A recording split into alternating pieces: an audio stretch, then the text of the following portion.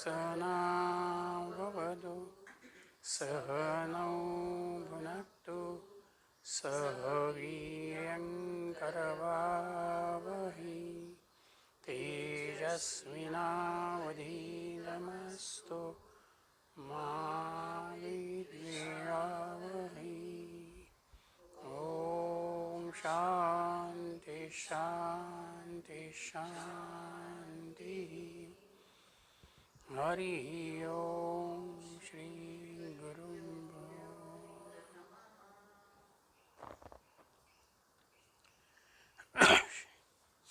सातव्या अनुवाकावरती आपण आहोत भृगुवल्लीच्या.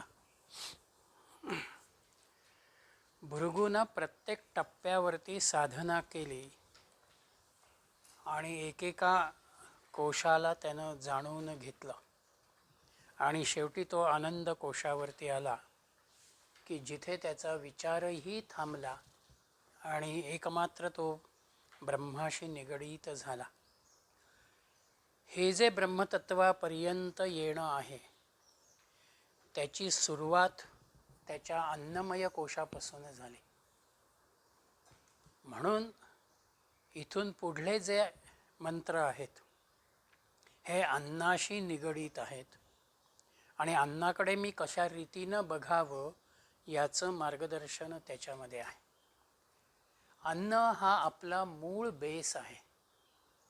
जो आहार आपण ग्रहण करतो त्याचाच आपल्या सप्तधातूंवरती परिणाम होतो. म्हणून माझ्यातला जर सत्वगुण मला जेवढा विकसित करायचा असेल त्यासाठी माझ्या अन्नाकडे, सात्विकतेकडे, त्याच्या शुचितेकडे मला बघता आलं पाहिजे.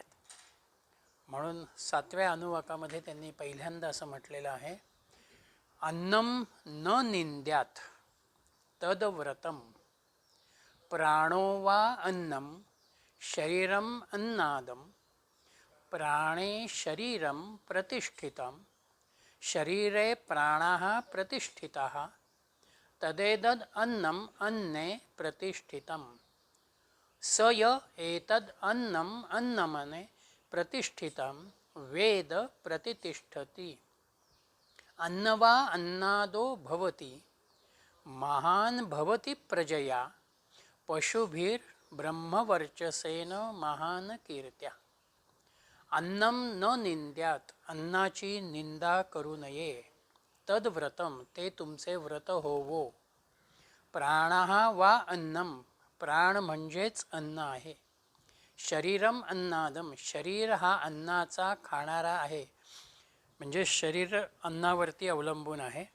शरीरम प्राणम प्रतिष्ठितम, शरीर प्राणामध्ये स्थित आहे आणि प्राणः शरीरे प्रतिष्ठितम, शरीराच्या आधारानं प्राण आहे. तद एतद अन्नम अन्ने प्रतिष्ठितम, अशा रीतीने अन्न अन्नात स्थित आहे. सहा याः एतद अन्नम अन्ने प्रतिष्ठितम वेद, अन्न अन्नात स्थित आहे हे जो जाणतो सहा ब्रह्मे प्रतिष्ठती, तो ब्रह्मात स्थित होतो. सहा अन्नवान अन्नात भवती, तो अन्नवान आणि अन्न खाणाराही होतो म्हणजे इतरांनाही अन्न तो देऊ शकतो. प्रजया पशुभिः ब्रह्मवर्चसेन महान भवती महान कीर्त्याः भवती. प्रजा, पशु आणि ब्रह्मवर्चस्व यांनी मोठा होत तो कीर्तिवान होतो. आपल्या 3 लोकेशणा आहेत, वित्तेषणा, पुत्रेषणा आणि दारेषणा किंवा लोकेशणा. या अनुषंगानं जीवनामध्ये आम्ही सतत वावरतो. पण या विचारांचा प्रभाव ब्रह्मचिंतनावरती होतो. कारण ह्या 3ही ईषणा आर्थिक असेल, कीर्तीच्या अनुषंगानं, लोकेशणेच्या मानपानाच्या अनुषंगानं असेल, परिवाराच्या अनुषंगानं असेल, ही सगळी बाह्यांगाशी निगडीत आहेत.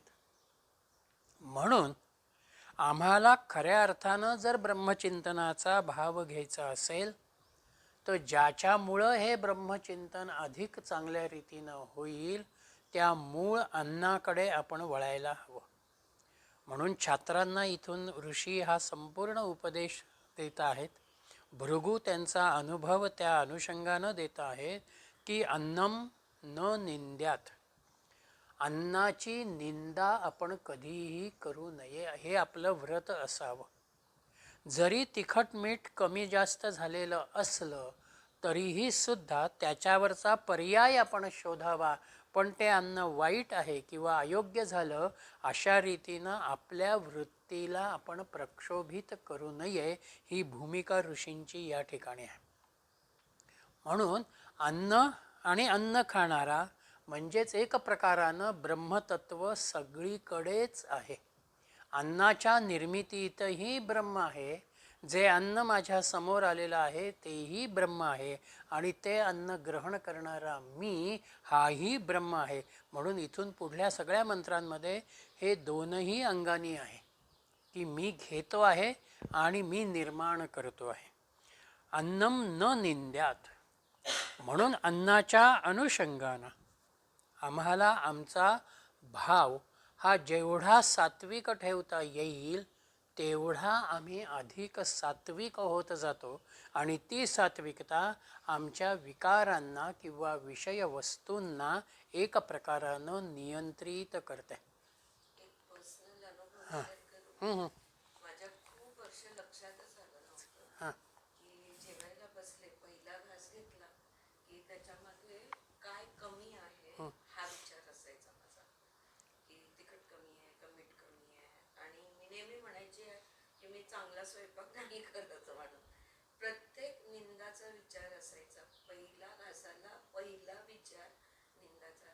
हे खूप वर्षांनी माझ्या लक्षात आलं एक दिवस असाच अभ्यास करत. त्या दिवशीपासनं तो विचार मी टाकला. तेव्हापासनं मला अन्न टेस्ट पण करायला लागत नाही, परफेक्ट स्वयंपाक होतो. म्हणजे ना तिखट कमी पडतं ना मीठ कमी पडतं. पण ते इतका सूक्ष्म विचार येऊन जातो की आपल्याला रिअलाइजच होत नाही की हा थॉट आलेला आहे. आम्ही झाले आता ह्याला पण काही वर्ष. आमच्या जैन धर्मामध्ये खूप महत्व आहे. म्हणजे ताट धुवून प्यायचं, जेवण झालं की ताट धुवायचं प्यायचं. आमचे गुरु आहेत ते पात्र सगळी धुतात, 2-2दा 3-3दा धुतात की एवढासा कण सुद्धा वेसाव. आमच्याकडं म्हणजे भांड्यांना खरकटच नसतं, एक शीत पण त्याला लागलेलं नसतं. त्या धर्मामध्ये अन्नाला खूप महत्व दिलेलं आहे, अन्न आणि अन्नदान. म्हणून एक प्रकारानं बाह्य जगतही ज्या वेळेला आत्मरूप किंवा ब्रह्मरूप या जाणीवेवरती जर मी येत असेन तर कोणाच्याच अनुषंगानं कोणत्याही स्वरूपामधली निंदा किंवा द्वेष हा माझ्यामध्ये निर्माण होता उपयोगाचा नाही. आणि शरीर, प्राण आणि अन्न हे तिघंही एकमेकांशी रिलेटेड आहेत. म्हणून इथे त्यांनी प्राणो वा अन्नम शरीरम अन्नात प्राणे शरीरम प्रतिष्ठिता, तिघांचा समन्वय त्यांनी दिलेला आहे. आमचा देह जो निर्माण झाला हा देहसुद्धा कुठे ना कुठेतरी कोणाचं तरी अन्न आहे. भले आम्ही त्यालावरती अग्निसंस्कार केलेला असला तरी अग्निसंस्कारानंतर खाली राहणारी जी राख आहे ती राखही ज्या वेळेला जमिनीत जाते तेव्हा ती वनस्पतींच्या अनुषंगानं असेल किंवा अन्य प्राण्यांच्या अनुषंगानं असेल, ती कुठे ना कुठेतरी त्या मातीशी एकरूप होते आणि उपयोगाला येते. म्हणून देहाला प्राणाची आवश्यकता आहे, देह अन्नाच्या अनुषंगानं राहतो आहे. म्हणून देह, प्राण आणि शरीर या अन्न या तिघांचाही एक प्रकारानं समन्वय आहे. पंचप्राणांच्याच कार्याचा विचार मूळ अन्नाच्या बेसवरती त्यांनी या ठिकाणी घेतले. हां जीवन दिलेलं आहे आणि परस्परोपद्रवो जीवा, प्रत्येक प्राणी प्रत्येक जीवावर उपकार करतो, उपकार साह्यभूत होत राहतो तो. निषिद्ध आहे. तो गुन्हा मानला जातो, कारण तुम्ही बाकीच्या जीवांचं नुकसान केलं. म्हणून पुढल्या ह्याच्यामध्ये अन्नाचा दुसरा व्रताचा भाग त्यांनी दिलेला आहे. अनुवाक 8मध्ये अन्नम न परिचक्षित तदव्रतम आपो वा अन्नम ज्योतिरन्नादम अप्सु ज्योतिः प्रतिष्ठितम ज्योतिष्याप्यः प्रतिष्ठितः तदेतद् अन्नम अन्ने प्रतिष्ठितम स य एतद् अन्नम अन्ने प्रतिष्ठितम वेदम प्रतिष्ठितिष्ठति अन्नवा अन्नादो भवति महान भवति प्रजया पशुभिर्ब्रह्मवर्चसेन महान कीर्त्या अन्नम न परिचक्षित तदव्रतम अन्नाचा त्याग करू नको हेही तुझं व्रत असावं. आपो वा अन्नम पाणी हेही अन्नच आहे. ज्योतिही अन्नादम अग्नी हा अन्न खाणारा आहे. अप्सु ज्योतिही प्रतिष्ठितम पाण्यात अग्नी स्थित आहे.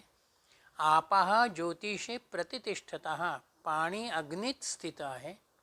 तद एतद अन्नम अन्ने प्रतिष्ठितम म्हणून अन्न अन्नावरतीच आहे.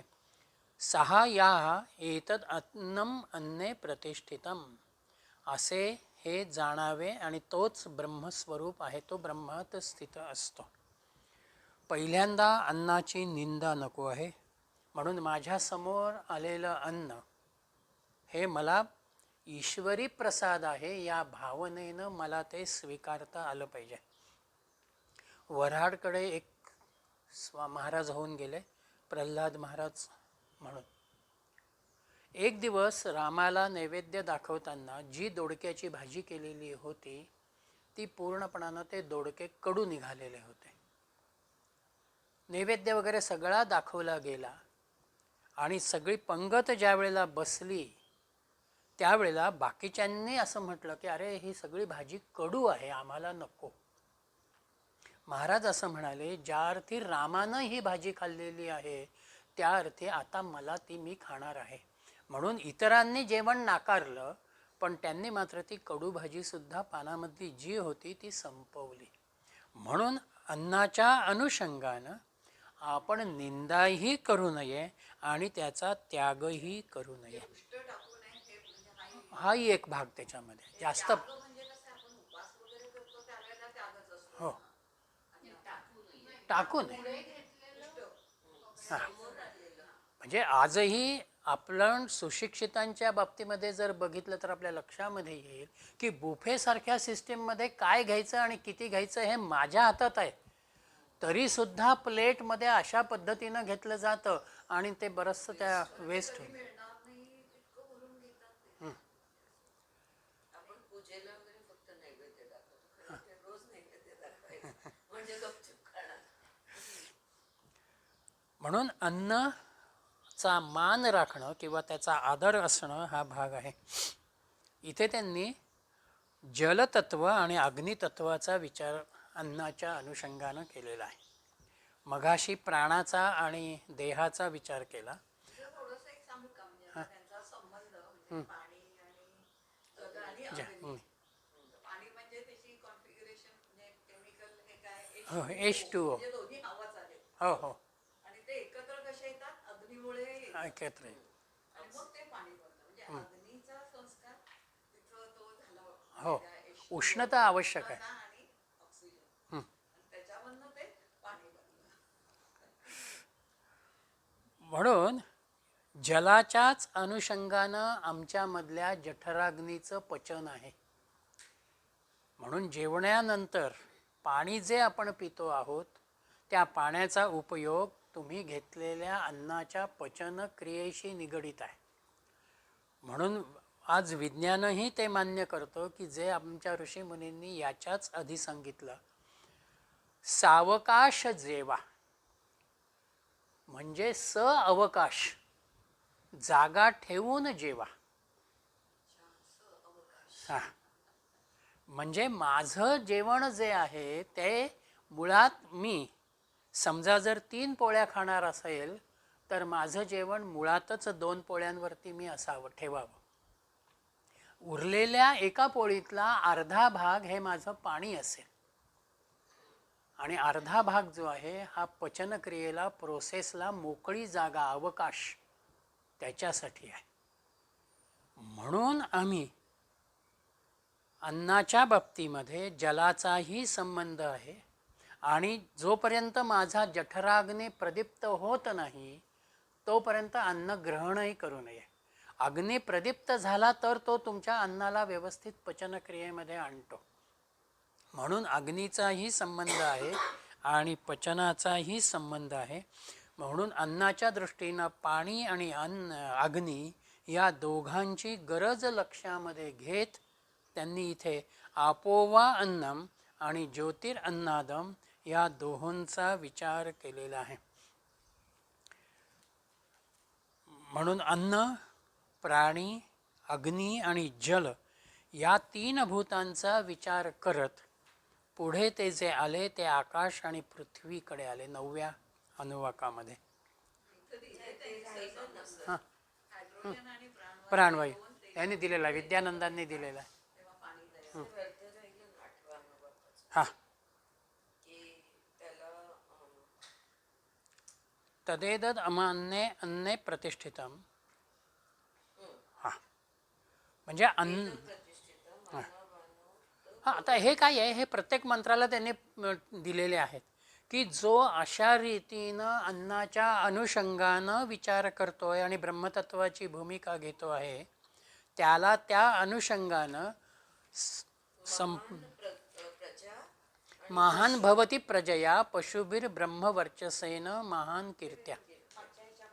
मागच्या ह्याच्यातही ते होतं की एक प्रकारानं तुम्ही तुमच्या उत्तम विचारांची प्रजा निर्माण करता. पशूंच्या धनाचा विचार जो आहे, पशुपक्ष्यांमध्ये सुद्धा तुम्ही ब्रह्मतत्वाचा विचार करता आणि अशा रीतीनं जो सर्वत्र ब्रह्म बघतो तो कीर्तिमान होतो.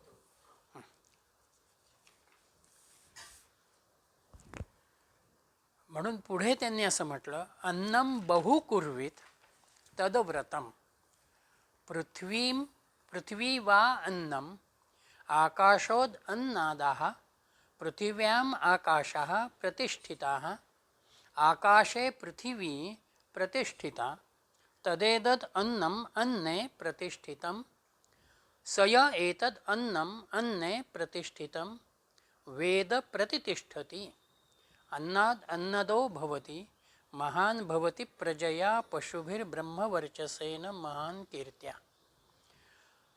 अन्नम बहु कुर्वीत, पुष्कळ अन्न जमवावे, तदव्रतम ते एक व्रत आहे. पृथ्वी वै अन्नम, पृथ्वी हे अन्नच आहे. आकाश अन्नादाः, आकाश अन्न खाणारे आहे. पृथिव्याम आकाशः प्रतिष्ठितः, आकाश पृथ्वीमध्ये स्थित आहे. आकाशे पृथ्वी प्रतिष्ठिता, पृथ्वी आकाशात स्थित आहे. तद एदत अन्नम अन्ने प्रतिष्ठितम, म्हणून अन्न अन्नात प्रतिष्ठित आहे. यह अन्नम अन्ने प्रतिष्ठितम, अन्न अन्नात स्थित आहे असं जो जाणतो तो अन्नवान होतो.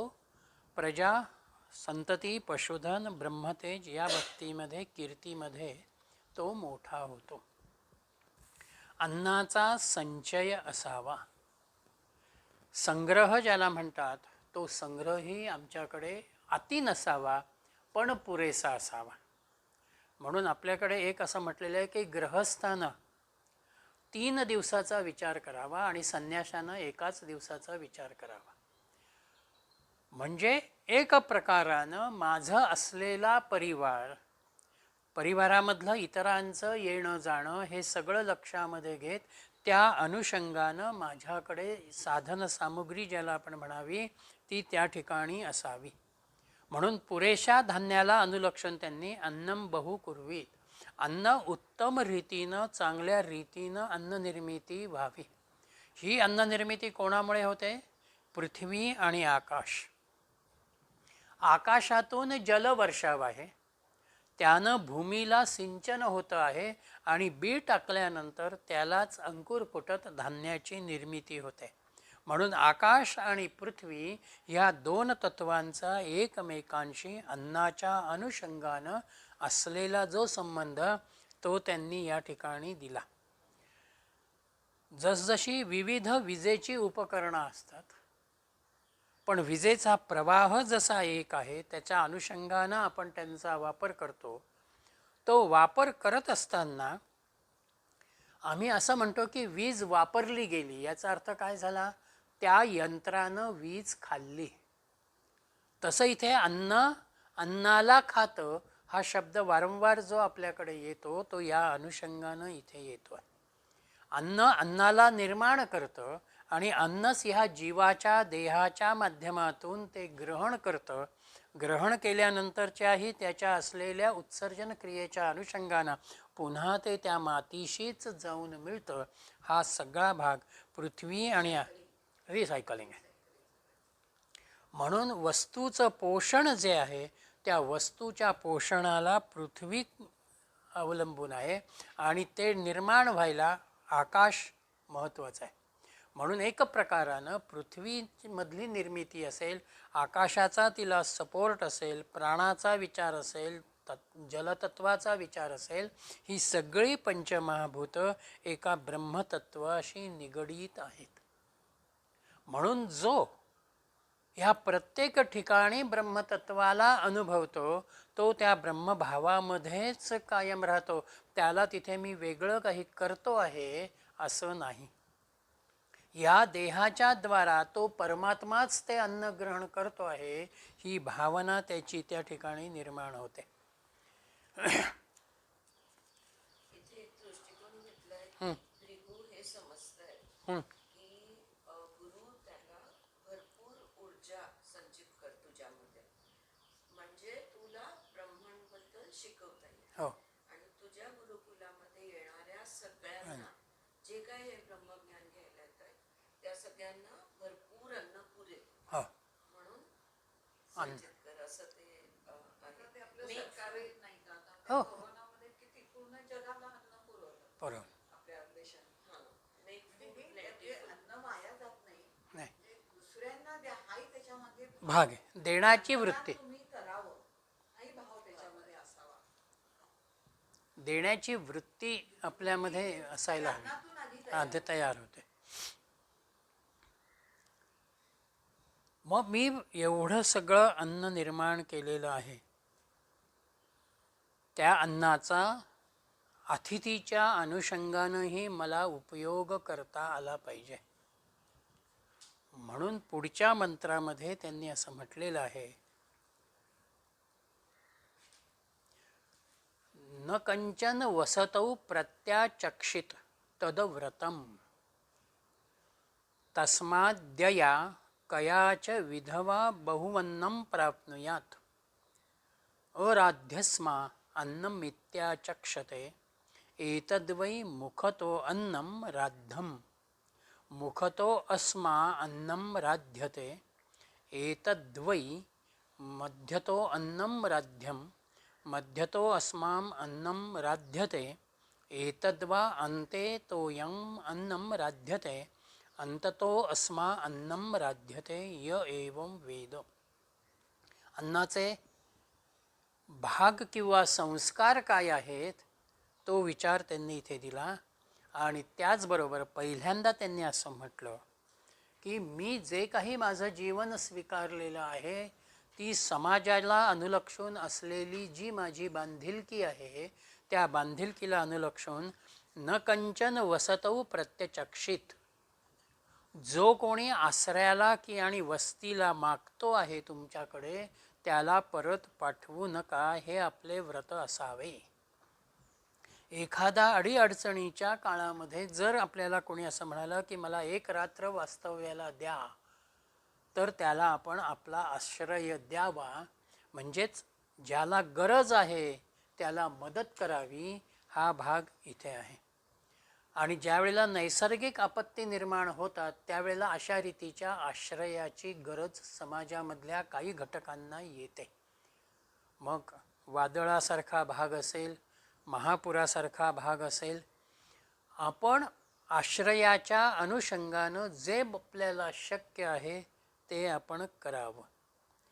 तस्माद यया कयाच विधया, म्हणून कोणत्याही मार्गाने बहु अन्नम प्राप्नुयात. मग माझ्याकडे तो अतिथी आलेला आहे, तेव्हा त्यालाही मला अन्न देता आलं पाहिजे. तो नुसताच बसला आणि मी त्याच्यासमोर अन्न ग्रहण करतो, हेही योग्य नाही. म्हणून अन्नाचा जो संग्रह आहे, अन्न निर्मितीचा जो भाव आहे, हा बहु अन्नम प्राप्नुयात, विपुल.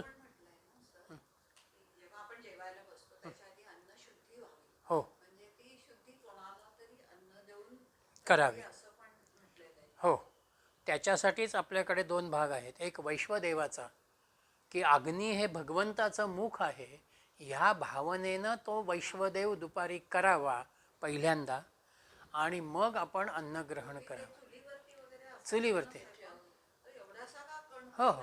तो असा टाकायचाच त्याच्यामध्ये, तूप असेल काही असेल, इव्हन पाणी गाईचा गोग्रास आहे. जर कोणी अतिथी त्यावेळेला तुम्हाला असा दिसत असेल की तो येतोय आणि त्याला अपेक्षा आहे, तर त्याला ते द्या आणि मग तुम्ही अन्न ग्रहण करा. अन्नाची शुद्धी आहे.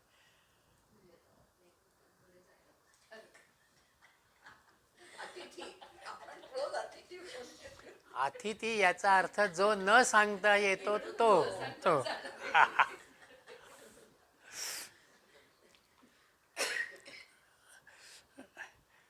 म्हणून एक आपण आश्रय जिथे देणं शक्य आहे तिथे आश्रय द्यावा, आणि अन्नही त्याला असं म्हणावं की माझ्याकडे अन्न तयार आहे, तुला जर भूक असेल तर मी ते तुला देतो आहे. मग ह्या अन्नाचे 3 भाव त्यांनी पुढे दिलेले आहेत. त्याला अन्न तयार आहे, अस्मै अन्नम अरची इति आचक्षते, त्याला अन्न तयार आहे असे सांगावे. एतद्वै मुखतः अन्नम राध्यम, ते जर चांगल्या रीतीनं शिजवलेलं असेल तर अस्मै अन्नम मुखतः राध्यते, अतिथीला अन्न चांगल्या रीतीने दिले जाते. एतद अन्नम वै मध्यतः राध्यम, ते अन्न जर मध्यम प्रकारानं शिजवलेलं असेल तर ते मध्यम प्रकारानं दिलं जाईल. एतद्वा अन्नम अंततः राध्यम, कनिष्ठ प्रकारानं ते शिजवलेलं असेल तर त्या अतिथीला ते कनिष्ठ प्रकारानं दिलं जाईल. जो हे जाणतो त्याला हे फलित प्राप्त होतं. अन्नाच्या बाबतीमध्ये 3 भाग आहेत: उत्तम अन्न, मध्यम अन्न आणि निकृष्ट अन्न. उत्तम अन्न म्हणजे एक प्रकारानं आम्ही अत्यंत चांगल्या पदार्थांचा वापर त्या अन्नामध्ये केलेला आहे. उत्कृष्ट पद्धतीनं ते अन्न आम्ही तयार केलेलं आहे. किंवा सणावाराच्या दृष्टीनं आपल्याकडे जे पंचपक्वान्न आपण असा शब्द वापरतो, त्या अनुषंगानं ते उत्तम प्रकारचं अन्न आहे. मध्यम प्रकारचं अन्न म्हणजे रोजच्या स्वरूपामध्ये आपल्याकडून निर्माण होणारं जे अन्न आहे, हा मध्यम स्वरूपाचा भाग आहे. आणि निकृष्ट अन्नामध्ये अन्नासाठी वापरलेले पदार्थ हे कनिष्ठ स्वरूपाचे असू शकतात. हा एक भाग त्यांचा या अन्नाच्या अनुषंगानं आहे. संस्कृतीचा विचार जो आहे तो अतिथी सेवेचा विचार आहे. म्हणून आलेल्या अतिथीला मी आश्रय देतो आहे, मी त्याला अन्नही देतो आहे, पण ते अन्न देताना जे अन्न मी ग्रहण करतो आहे ते मी त्याला द्यावं, ही भूमिका त्यांची ह्या अन्नामध्ये इथे आहे. म्हणून मी जर उत्तम अन्न शिजवलेलं असेल तर ते उत्तम अन्नच मी त्याला द्यावं माझ्या बरोबरीनं. म्हणजे तो अतिथीही माझ्याच बरोबरीचा आहे, ही भावना त्यांना या ठिकाणी नमूद करायची आहे.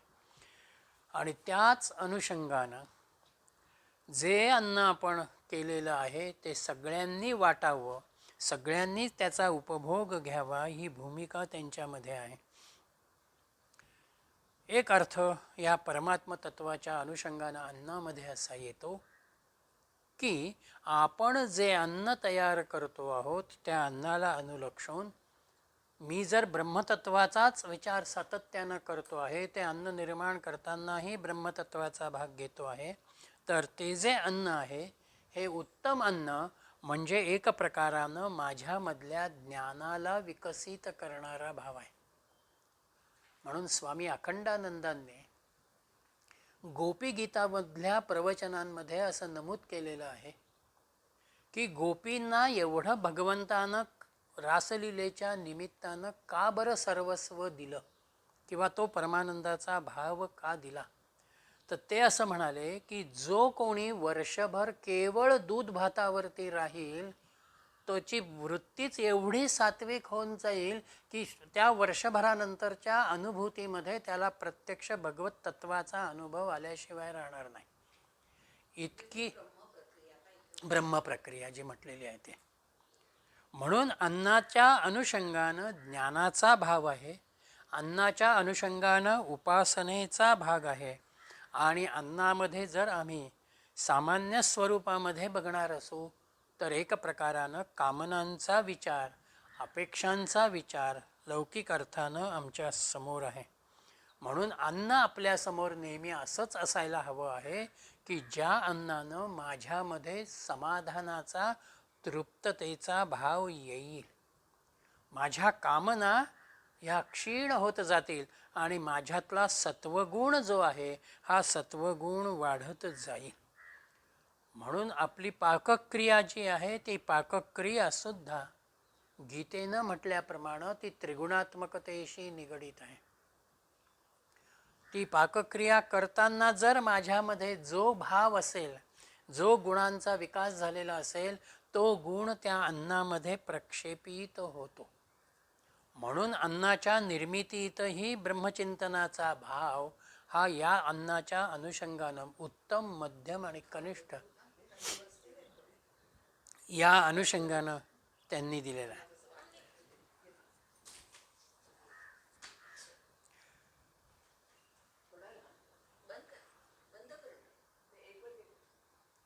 जसं की मामालाही लोक येतात. म्हणून अन्न जे आहे हे अन्न आपल्यावरती फार मोठा परिणाम करतं. एक त्याच्यामध्ये प्रेमाचा आणि औदार्याचा भाग जर असेल तर त्या अन्न निर्मितीचा किंवा त्या अन्नाचा संस्कार तुम्हाला त्या अनुषंगानं मिळेल. अत्यंत नाईलाजानं मी करतो अशा भावानं मी जर अन्न निर्मितीकडे वळलेलो असेल तर तुमच्यामध्येही तीच वृत्ती त्या अनुषंगानं विकसित होते. म्हणून 7व्या अनुवाकापासून या 10व्या अनुवाकामधल्या पहिल्या मंत्रापर्यंत त्यांनी पूर्णपणाचा अन्नाचाच विचार केलेला आहे. आणि तो अन्नाचा विचार करत असताना त्यांनी अन्नाची निंदा नको, अन्नाचा त्याग नको, अन्नसंग्रह चांगल्या रीतीनं असावा, अतिथीला आम्ही परत पाठवू नये आणि अतिथीलाही आम्ही अन्न द्यावं हा भाव आपल्यासमोर भृगूंनी ठेवलेला आहे. म्हणून सत्पुरुषांच्या स्थानावरती किंवा जिथे आध्यात्मिक वातावरण सातत्यानं अखंड 24 तास आहे तिथे जे जे आपण काही अन्न ग्रहण करतो प्रसाद रूपाच्या भावनेनं तिथे तुम्हाला एक प्रकारची सात्विकताच अनुभवायला येते. साधा आमटी भातच असतो किंवा हातावर दिलेला एखादा प्रसाद असेल पण त्या वातावरणामधून आम्हाला ते घेतल्यानंतर एक प्रसन्नतेचा अनुभव हा त्या ठिकाणी येतो. म्हणून मला जे ब्रह्मचिंतन करायचं आहे त्या ब्रह्मचिंतनाला माझी वृत्तीही तेवढीच सात्विक असणं महत्त्वाची आहे. आणि त्या सात्विक वृत्तीला अनुसरूनच त्यांनी या ठिकाणी ह्या पंचमहाभूतांच्या माध्यमाचा विचार या ठिकाणी केला. म्हणून आकाश सर्वाधार आहे आणि आकाशाचाच आधार या समग्र विश्वाला त्या ठिकाणी असल्या कारणानं आकाशाच्या अनुषंगानं असलेली जी कृतज्ञता म्हणून आकाशाचा विचार त्या ठिकाणी आला.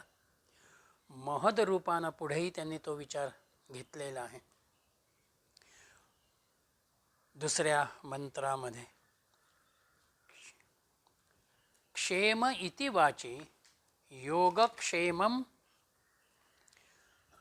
वाची योगक्षेम इति प्राणापानयोः कर्मेति हस्तयोः गतिरिति पादयोः विमुक्तरिति पायौ इति मानुषीः समाज्ञाः ब्रह्म वाचिक्षेम इति ब्रह्मवाणीमध्ये क्षेम असते. प्राणापानयो योगक्षेम इति. प्राण आणि अपान वायूमध्ये योग आणि क्षेम म्हणून असते. हस्तयोः कर्म इति. हातामध्ये कर्म म्हणून. पादयोः गतिः इति. पायामध्ये गती म्हणून. पायौ विमुक्ती इति. गुदद्वारात विसर्जनाच्या अनुषंगानं. मानुषी समाज्ञा इति. मानवाच्या बाबतीत चिंतन म्हणून असते. परब्रह्मतत्व माझ्या देहामध्ये मी कशा रीतीनं बघावं आणि ते कशा रीतीनं परिणाम करतं यासाठी या मंत्रामध्ये त्यांनी कर्मेंद्रियांचा ज्ञानेंद्रियांचा विचार आमच्या समोर दिला. मी जी अन्नाची उपासना करतो आहे, अन्नाला अनुलक्षून जो विचार मी करतो आहे, त्यामध्ये त्या अन्नाच्या उपासनेमधून पहिल्यांदा काय होतं? वाणीमध्ये क्षेम असते.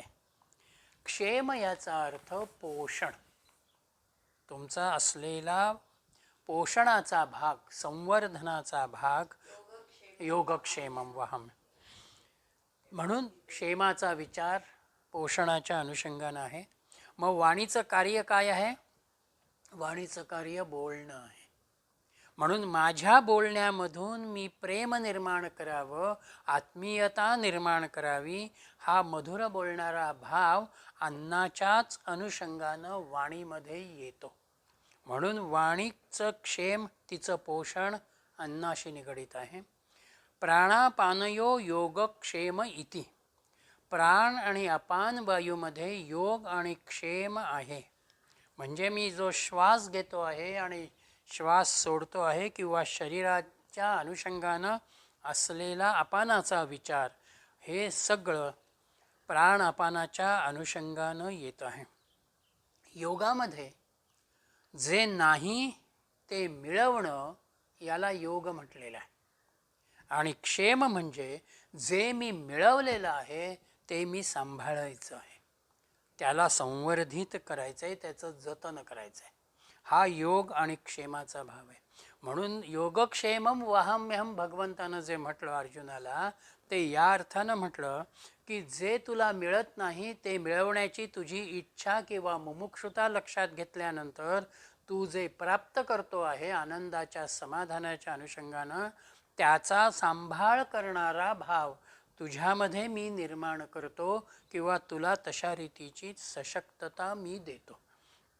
म्हणून अन्नाचं पचन होण्यामध्ये आम्हाला ह्या वायूचा विचार आहे, पंचप्राणांचा विचार आहे. हस्तयोः कर्म इति. हाताची भूमिका कर्माची आहे. जे जे कर्म मी करतो ते सगळी कर्म हाताच्या अनुषंगानं आहेत. आणि पायाच्या अनुषंगानं गतिरिती पादयोः. माझी पायामधली गती ही सुद्धा ब्रह्मतत्वाशी निगडित आहे. कर्म करतानाही मी भगवत भावानंच मी कर्म करावं. आणि शेवटी म्हटलंय विमुक्तिरीती पायव. आणि आपली उत्सर्जन क्रिया जी काही आहे, ही उत्सर्जन क्रियासुद्धा आमच्यासाठी महत्त्वाची आहे. जर शरीरामध्ये जे जे मी ग्रहण केलेलं आहे त्याचं जर उत्सर्जन माझ्याकडून योग्य रीतीनं वेळेवरती होऊ शकलं नाही तर त्याचे वेगळे परिणाम शरीरावरती होतात. म्हणून शरीराच्या उत्सर्जनाचा भागही तेवढाच महत्त्वाचा आहे. म्हणून पायानंतर ते उत्सर्जन क्रिया आले. विज्ञानही आज आम्हाला असं म्हणतं, जेवढं वॉकिंग आमचं होईल तेवढी पचनक्रिया आणि उत्सर्जन क्रिया इथल्या यंत्रणेला एक प्रकारचा एक्झरसाइज होतो आणि त्या क्रिया सुलभ होत जातात. म्हणून केवळ अध्यात्म मार्गाच्याही अनुषंगानं आहे असं नाही. जरी ते उपनिषदामधून आलं तरी भृगूंना इथे सामान्य माणसाच्या जीवनातही त्यानं आपल्या देहाकडे कशा रीतीनं बघावं हा विचार ह्या सगळ्या इंद्रियांच्या अनुषंगानं आमच्याकडे आहे. एक प्रकारानं माझी समग्र धारणा ही ब्रह्मतत्वाशी निगडीत अशा स्वरूपामध्ये असायला हवी आहे. आणि ही भूमिका ज्या वेळेला मी घेतो त्याच वेळेला पुढे जे येतं ते पंचमहाभूतांच्या अनुषंगानं येतं. कारण मी जर उत्तम राहिलो तर विश्वामध्ये मी चांगलं काम करू शकतो, आणि विश्वात चांगलं काम झालं तर विश्वाच्याही भरणपोषणाचा विचार, त्याच्या संवर्धनाचा विचार हा त्या अनुषंगानं येतो. म्हणून पुढच्या मंत्रामध्ये त्यांनी असं म्हटलं, अथ दैवीही तृप्तिरिती वृष्टी, बलमिती विद्युती, यश इति पशुषु, ज्योतिरिति नक्षत्रेषु, प्रजातिस्मृतम आनंदम इत्युपस्थे सर्वमित्यम आकाशे. अथ दैवीही, दैविक चिंतनाच्या अनुषंगानं ते म्हणत आहेत, वृष्टो तृप्तीही इति, पर्जन्यात समाधान म्हणून, विद्युती बलम, विजेमध्ये बल म्हणून, पशुषु यश इति, पशुधनामध्ये यश म्हणून, नक्षत्रेषु ज्योतिही, नक्षत्रांमध्ये ज्योती तेज म्हणून, आणि उपस्थे प्रजातीही अमृतम आनंदम, जननेंद्रियांमध्ये प्रजोत्पादनाचा आनंद म्हणून, आकाशे सर्वमिती, आकाशाच्या ठिकाणी सर्व काही म्हणून. हा विचार ब्रह्मतत्वाच्या अनुषंगानं त्यांनी इथे पुन्हा दिला. इथे घेताना त्यांनी पावसाला पहिल्यांदा विचारामध्ये घेतलं. तृप्तिरिती वृष्टी, येणारा जो पर्जन्य आहे हा पर्जन्य तृप्तीचा म्हणजे समाधानाचा असावा, पुरेसा पर्जन्य असावा, आवश्यक तेवढा पर्जन्य असावा. आज आपण बघतो संपूर्ण निसर्ग बदललेला आम्हाला अनुभवाला येतो आहे. एक सुरुवातीला तो अजिबात पडत नाही, आणि एकदा पडायला लागल्यानंतर ते नुकसान होईल इतपत तो पडतो. म्हणून पर्जन्यही समाधान देईल अशा रीतीनं आम्हाला ते असावं. कारण जर पर्जन्य पुरेशा प्रमाणामध्ये पडलं, योग्य रीतीनं पडलं, तर जलसंवर्धनही होतं आणि अन्ननिर्मितीलाही ते पोषक राहतं. पशुधनाचा विचार कृषीप्रधान देशामध्ये प्रामुख्यानं आहे. म्हणून जेवढं पशुधन आमच्यामध्ये निर्माण होईल तेवढाच शेतीच्या विकासालाही त्याचं साह्य होईल. आणि एक विचार विद्यानंदांनी दिलेला आहे की पशुमधले गुण आमच्यामध्ये यायला हवेत. पशुच्या ठिकाणी असलेलं धैर्य, त्याच्या ठिकाणी असलेलं साहस किंवा सामर्थ्य, ती चिकाटी ही व्यक्तीच्या जीवनातही असायला हवी आहे. विजेचा विचार करताना त्यांनी बलमिती विद्युती, कार्य करणारी जी शक्ती आहे ती या विश्वातही आहे आणि शरीरातही तेजाच्या रूपानं आहे. म्हणून विद्युत शक्तीच्या अनुषंगानं आम्ही बलसंपन्न होतो. माझ्यामध्ये जर बलसंपन्नता असेल, तेजस्विता असेल, तरच मी कार्य करू शकतो. अशक्तपणा व्यक्तीला आला की तिच्यातलं तेज कमी होतं, तिच्यातलं बल कमी होतं, ती कार्य करू शकत नाही. आणि ज्योतिरिती नक्षत्रवेषु, नक्षत्रांचं तेज, नक्षत्रांचं तेज जे आहे हे एक प्रकारानं वनस्पतींनाही उपयुक्त होतं. आकाशामध्ये चंद्र एक वेळ काही वेळेला काहीसा ढगाळला गेला तरी नक्षत्रांचा प्रकाश अल्प प्रमाणामध्ये का होईना आम्हाला रात्रीच्या वेळेला अनुभवाला येतो. आणि नक्षत्रांच्या अनुषंगानं दुसरा एक विचार ज्योतिषानं जो दिला तो असा आहे की 27 नक्षत्र आणि त्या प्रत्येक नक्षत्राचे 4 चरण हे 108 होतात. आणि विश्वामधली पहिली जी मूलतत्व आहेत सुरुवातीला, नंतर त्याच्यामध्ये परत पार्ट पार्ट पार्ट भाग भाग प्रत्येक नक्षत्राचे त्यांनी 4 भाग केलेले त्यांच्या अभ्यासाच्या अनुसार. हां, तर 27 गुणिले 4 जर आपण म्हटले तर ते 108 होतात. म्हणून विश्वातली पहिली मूलद्रव्य जी होती ही 108 होती. आज विज्ञान अजून त्याच्या अंगानं पुढे त्याचा विचार मांडत आहे. म्हणून त्याच 108 असलेल्या गुणांचा विचार, त्या कल्पनेचा विचार हा व्यक्तीच्याही जीवनामध्ये येतो. म्हणून आपली जपाची माळ जी आहे ती 108 मण्यांची माळ आहे. माझं नातं मी विश्वाशी जोडण्याचा प्रयत्न करतो, हा भाव त्या ठिकाणी आहे. आणि नक्षत्राचा विचार दक्षिणेकडे जर आपण गेलो तर दक्षिणेमधल्या अनेक मंदिरांमध्ये तुम्ही जर पूजा अर्चा सांगण्याच्या दृष्टीनं तिथे बसलात तर ते म्हणतात तुमचं जन्म नक्षत्र सांगा. जे केवळ तुमचं नाव किंवा तुम्हाला माहीत असलेली रास एवढं नाही, ते म्हणतात नक्षत्रसुद्धा. नक्षत्र बऱ्याच वेळेला ते विचारतात. म्हणजे नक्षत्रांचाही मानवी जीवनावरचा असलेला परिणाम इथे भृगूंना द्यायचा आहे. आणि मग ते म्हणाले प्रजारितीर अमृतम आनंदम इत्युपस्थे. आमची जी जननेंद्रिय आहेत प्रजोत्पादनाच्या अनुषंगानं कार्य करणारी, तीही आम्हाला आनंदाची भावना निर्माण करतात. हे सगळं कुठे आहे? सर्वमित्यम आकाशे. आकाशालाच अनुलक्षून हे सगळं व्यक्त होत आहे. आकाशाच्या गुणाला अनुलक्षून ते या ठिकाणी येत आहे. म्हणून पुढे त्यांनी असं म्हटलं, पुढच्या 4थ्या आणि 5व्या मंत्रांमध्ये एकत्रित स्वरूपामध्ये त्याचा विचार येतो आहे. तत्प्रतिष्ठेत उपासित प्रतिष्ठावान भवति तन्महन इत्युपासित महान भवति तन्मन इत्युपासित मानवान भवति. तत्प्रतिष्ठा इति उपासित. अधिष्ठान म्हणून त्या ब्रह्माचे चिंतन करा. प्रतिष्ठावान भवती, तो अधिष्ठान असलेला असा होतो. तत् महा इति उपासित, त्याचे मोह म्हणून चिंतन करा.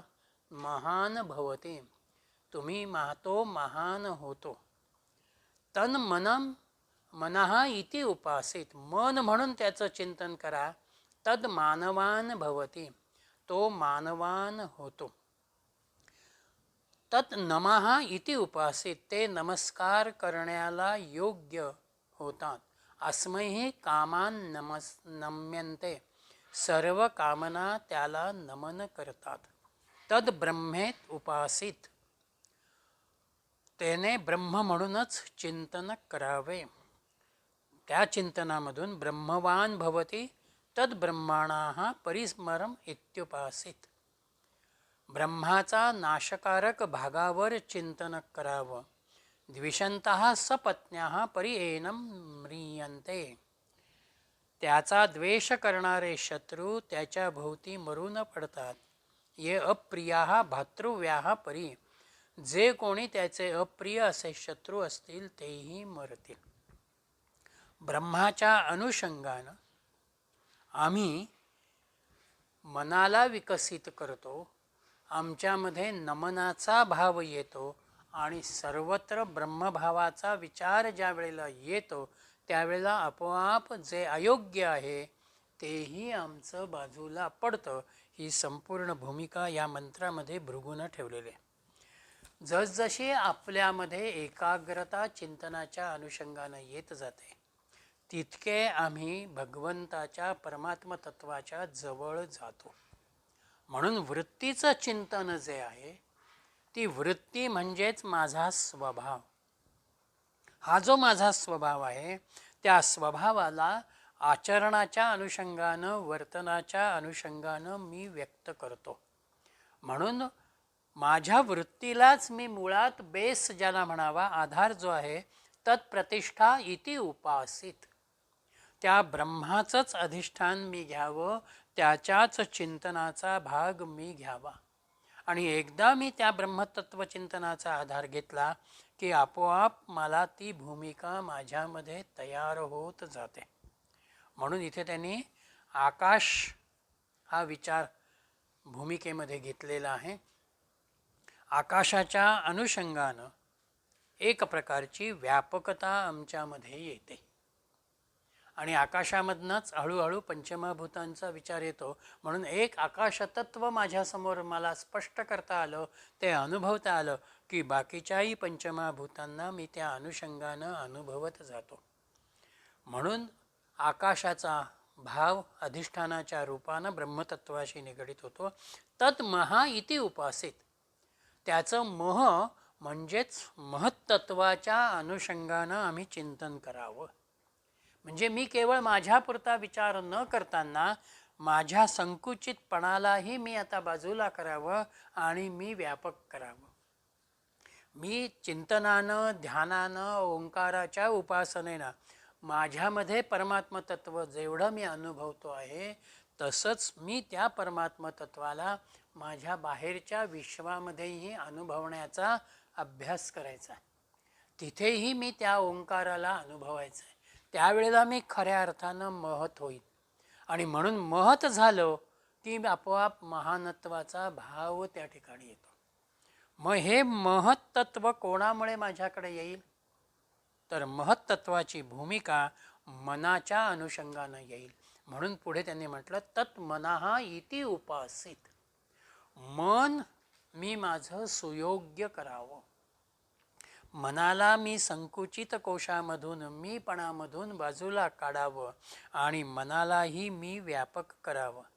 मनाला मी व्यापक करणं म्हणजेच मनामधल्या अनेक विचारांना दृश्याच्या अनुषंगानं मी बाजूला करणं आहे.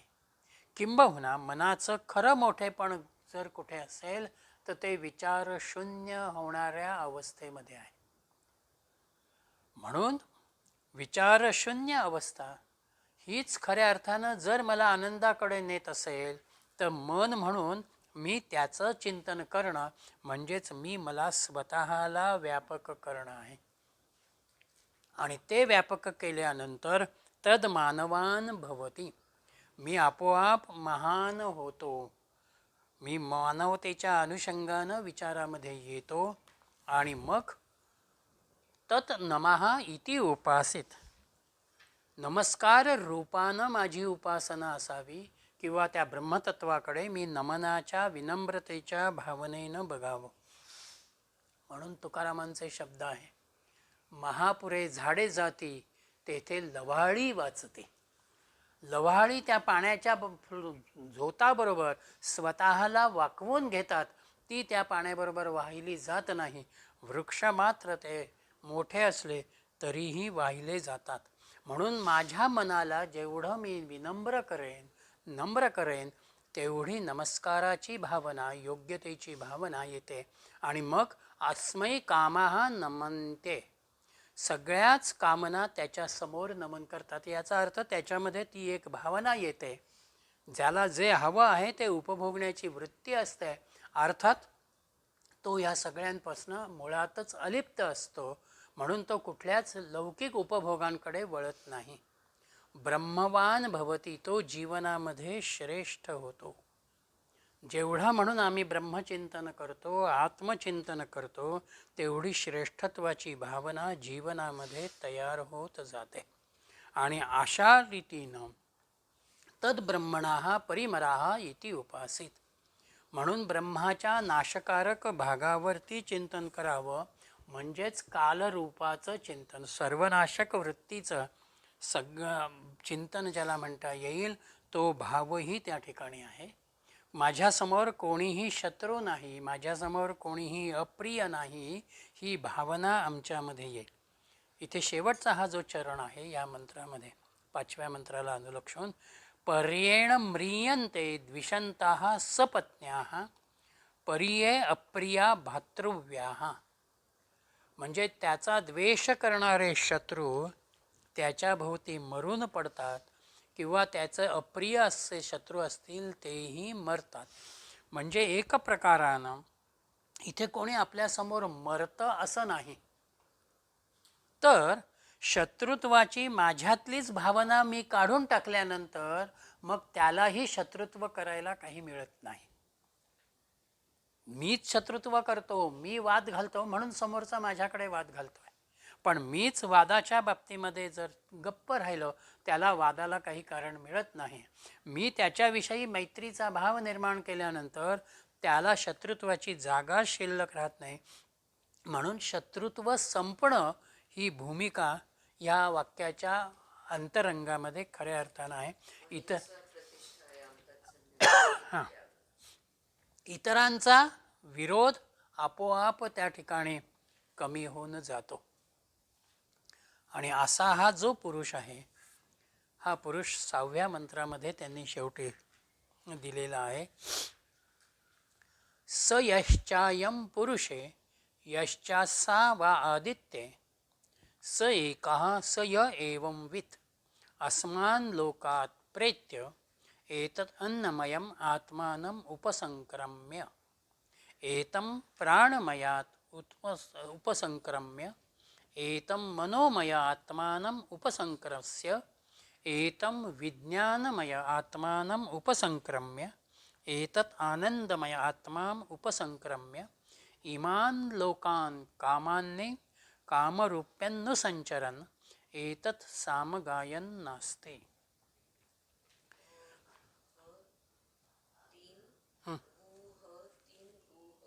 ते पुढच्या मंत्रामध्ये येत आहेत. हो हो. स यश्चाय सहा या अयम पुरुषे, हे परमात्म तत्व मानवाच्या ठिकाणी ज्या वेळेला तयार होतं किंवा ती अवस्था त्याला येते, ह्या सहा च असौ आदित्ये, जे या सूर्याच्याही ठिकाणी असते, सहा एकहा, ते एकच आहे. सहा य एवं विद, जो कोणी असे जाणतो. एक प्रकारानं माझ्यामध्ये ब्रह्मतत्वाची अनुभूती आल्यानंतर जे ब्रह्मतत्व माझ्यामध्ये आहे तेच प्रकाश देणाऱ्या सूर्याच्याही ठिकाणी आहे. म्हणजेच आदित्याच्या अनुषंगानं माझ्यातही ब्रह्मतत्वाची ऊर्जा, तेज आणि प्रकाश ही त्या ठिकाणी आहे. म्हणून तो सूर्य जसा प्रकाशमान त्या ब्रह्मतत्वाच्या अनुषंगानं कार्य करतो आहे, तसाच मीही ब्रह्मतत्वाच्या अनुषंगानं कार्य करतो. म्हणून हे दोघंही एकाच पातळीवरती आहे. ज्याला व्यापक दृष्टी म्हणावी तो भाव त्यांनी सूर्याच्या रूपकामधून आपल्यासमोर घेतलेला आहे. आणि मग ज्या वेळेला अशा अवस्थेतूनही मी स्वतःला जे उत्क्रांत करतो आहे किंवा आत्ताच्या देहाला सोडून नवा देह जरी मी धारण करत असलो तरीसुद्धा हा लोक सोडून गेल्यानंतर अस्माद लोकान प्रेत्य, हा लोक सोडून गेल्यानंतर एतम अन्नमयम आत्मानम उपसंक्रम्य, पुन्हा तो अन्नमय कोश, प्राणमय कोश, मनोमय कोश, विज्ञानमय कोश आणि आनंदमय कोशाच्या अनुषंगानं पुढे सुद्धा तो प्राप्ती करून घेऊ शकतो. जे केवळ याच जन्मापुरता हा विचार आहे असं नाही. मला जर पुढला जन्म प्राप्त झाला तर आत्ताच्या असलेल्या मी मिळवलेल्या साधनेतून पुन्हा मी ह्या सगळ्यांच्या मधून स्वतःला उत्क्रांत करत ब्रह्मरूपापर्यंत जातो. आणि मग त्या ब्रह्मरूपाला गेल्यानंतर कामन्नी कामरूपी, त्याला आवडेल ते खाणारा, हवं ते रूप घेणारा, इमान लोकान अनुसंचरण, या पृथ्वी तलावरती तो व्यवहार करतो. एतत् सामगायनम असते, हेच सामाचे म्हणजे आनंदाचे गाणं आहे. दोन्ही भाव इथे ऋषींना अभिप्रेत आहेत. एक, आत्ताचा देह सोडल्यानंतरही पुन्हा मी त्याच मार्गानं पुढे जात असतो. आणि दुसरा भाव त्यांचा आहे की आत्ताच्याही अवस्थेमध्ये मी एकदा ब्रह्मतत्व अनुभवल्यानंतर एकेका कोशाला मी उत्क्रांत करत आलेलो आहे, त्याचं संक्रमण करत आलेलो आहे. त्यामुळे ही आनंदाची अनुभूती मला जी आता प्राप्त झालेली आहे त्याच्यामधून मी मुक्तपणानं या विश्वामध्ये वावरतो. मला आनंदाचीच एक अनुभूती ज्याला म्हणता येईल, ती आनंदाची अनुभूती मी त्या ठिकाणी घेतो. म्हणून विवेक चूडामणीमध्ये शंकराचार्यांनी याच चिंतनाला अनुलक्षून असं म्हटलेलं आहे, बाह्ये निरुद्धे मनस प्रसन्नता मनप्रसादे परमात्मदर्शनम. आम्ही जर बाहेरच्या दृश्याला पूर्णपणानं बद्ध केलं, त्याला थांबवलं आणि मनाच्या प्रसन्नतेकडे आम्ही वळलो तर त्या मनाच्या प्रसन्नतेमधूनच परमात्म दर्शनाचा अनुभव आम्हाला येतो. म्हणून आपण आनंदी एकदा राहिलो आणि आनंदच सातत्यानं निर्माण करत गेलो की त्या आनंदाला अनुलक्षून आमच्यामध्ये संतांनी म्हटल्याप्रमाणे ब्रह्मानंदी लागली टाळी कोण देहाते सांभाळी. आम्हाला आमच्या देहाची सुद्धा शुद्धी राहत नाही. जिथे कुठे मी असेन तिथे मी आनंदच अनुभवत राहतो. ही भूमिका त्यांनी आनंदी पुरुषाची म्हणा किंवा ब्रह्मानंदी पूर्णपणानं मग्न झालेल्या साधकाची वृत्ती किंवा त्याचा व्यवहार कसा आहे त्या अनुषंगानं मांडलेली आहे. आणि मग तो जो त्याचा आनंद आहे तो त्याचा आनंद तो व्यक्त करत असताना त्यांनी ह्या शेवटच्या मंत्रामध्ये हाबू हाबू अहम अन्नम अहम अन्नम अहम अन्नम अहम अन्नादो अहम अन्नादो अहम अन्नदाह अहम श्लोककृदहम श्लोककृदहं श्लोककृत अहम अस्मि प्रथमजाऋतस्य पूर्वदेवेभ्यो अमृतस्य नाभाये यो मा ददाति स ईदेव मावाह अहम अन्नम अन्नम अम्मि अहम विश्वं भुवनं भवाम सुवर्णज्योतिः य एवं वेद इत्युपनिषत्. आनंदाची एक अवस्था तुम्हाला प्राप्त झाल्यानंतर तो आनंद तुम्ही फक्त अनुभवता. तुम्हाला तो जर व्यक्त करायचा म्हणाल तर तुम्हाला तो व्यक्त करता येत नाही. त्या आनंदाला शब्दही तुमच्याजवळ नाही. म्हणून हाबू हाबू हाबू हा जो भाव त्यांनी इथे दिला म्हणजे ओहो अरे रे वा या अर्थानं जे आपण बोलतो तो भाव त्यांचा त्या आनंदाच्या अनुषंगानं आहे. आणि ह्या सगळ्यांचा विचार ज्या अन्नामधून आला त्याच अन्नाकडे भृगू शेवटी त्या आनंदाच्या अवस्थेमध्ये आलेला आहे की हे सगळं मला कुठून मिळालं? अन्नामुळे मिळालं. मी उत्तम अन्न ग्रहण केलं, मी उत्तम अन्नाचा उपभोग घेतला म्हणून त्याच्यातून या अन्नापर्यंतच्या अनुषंगानं मी आनंदापर्यंत आलो. म्हणूनच मी या श्लोकाचा म्हणजे माझ्या विचारांचा आत्मप्रचितीच्या बोलांचा मीच करता आहे, मीच तो श्लोक होतो आहे, मीच सत्ततत्वापासून आलेलो आहे. हिरण्यगर्भ जो परवा तुम्ही शब्द वापरला ती अवस्था मी कुठून आलेलो आहे? मी माझं स्वरूप हिरण्यगर्भाशी निगडीत आहे. अशा रीतीची ही सगळी अवस्था तो एका अन्नाशी पुन्हा निगडीत करतो. आणि म्हणून सुवर्ण ज्योतिही सूर्यज्योतीसारखा मी तेजस्वी आहे, मी प्रकाशमान आहे हा भाव त्याच्यामध्ये येतो. हा विचार ह्या उपनिषदानं दिला. आणि शेवटी इथे त्यांनी इत्युपनिषद भृगू असं म्हणाले की इतकं मी आत्तापर्यंत तुम्हाला सांगितलं, आता नव्यानं मला काही सांगायचं नाही आहे. म्हणून त्यांनी इति हा शब्द वापरत आपल्या चिंतनाला त्यांनी या ठिकाणी पूर्णविराम दिलेला आहे. म्हणून आम्ही जे जे म्हणून काही जीवनामध्ये आत्मसात करतो आहोत ते मुळात आमच्या मूळ अन्नाशी निगडीत आहे.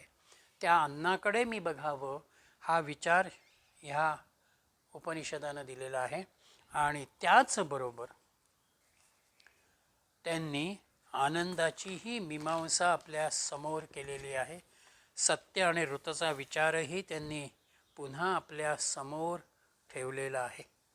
म्हणून साक्षात्कारानंतर म्हणा ब्रह्मतत्वाच्या अनुभूतीनंतर म्हणा येणाऱ्या सगळ्या अवस्थेंचा विचार अद्वैताची बैठक ही या उपनिषदानं आमच्या समोर ठेवलेली आहे.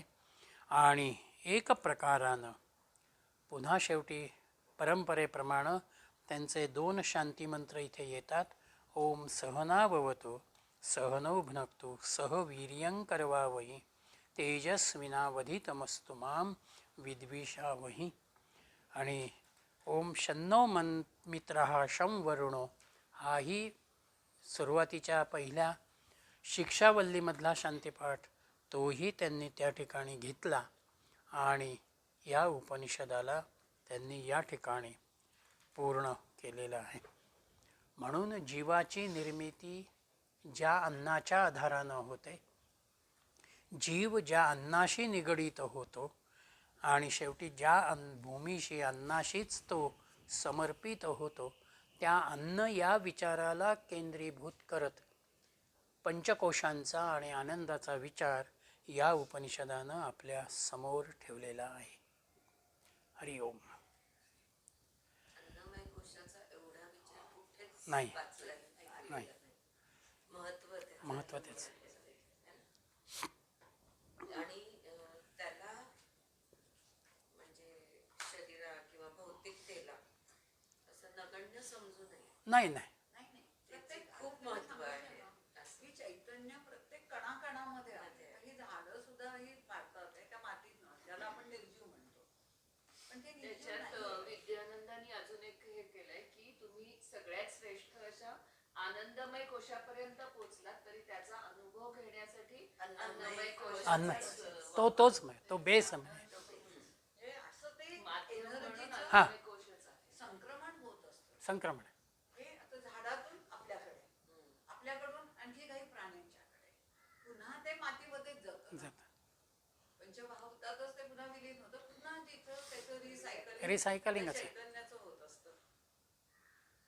हा विचार म्हणजे आधुनिक शास्त्रामध्ये नाही आहे.